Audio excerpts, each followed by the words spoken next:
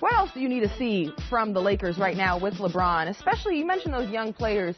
Who is someone that you think could make that next jump? Is it a Kuzma? Is it a Brandon Ingram? Is it Alonzo Ball? When they get to play with someone like LeBron who makes others better, and also the attention is on him, not on these young guys. Well, I think after you watch the highlights, I think it's between Kuzma and Brandon Ingram. The reason I say that because those two guys move well without the basketball. LeBron James is going to have the ball in his hands, ball. You look at Rondo. So when those two guys are on the floor, I think the spacing needs to be there. So not having a lot of outside shooters on the floor right away. So I look for a lot of ball movement and player movement early in the season. And I think, too, players have to get used to playing with LeBron. So this time in the preseason is really valuable for his teammates, maybe not so much for LeBron in his 16th season.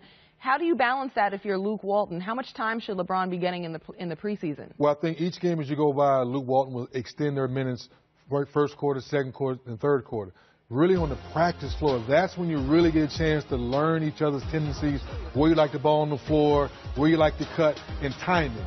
Execution. We use those words a lot throughout the NBA season. Well, it's hard to pick that up overnight. You need as much practice time and floor time for these guys to pick up and understand what they like to do on the floor. So at what month would you pinpoint, you're saying, all right, I'm looking to see the Lakers at this month, and then that's how I'll do a progress report on where they are and where they should be? Right around Christmas time, you're going to see if this team is for real or not. Because we talk about positionless basketball. Well, right now, there's no more Shaqs, there's no more dominant centers, so it makes sense. So if Brandon Ingram or if it's Beasley now or if it's LeBron playing the center position, when do you double? When is good team defense so you can get some stops and get out and run and use those fresh young legs? I feel like positionless basketball is very trendy in the NBA. It is. Like, oh, we're all the same. Like the process. Right, exactly. So, does this Lakers roster have what it takes to be positionless basketball? I mean, they're giving some minutes right now to Kuzma at the 5. He put on some weight. Yep.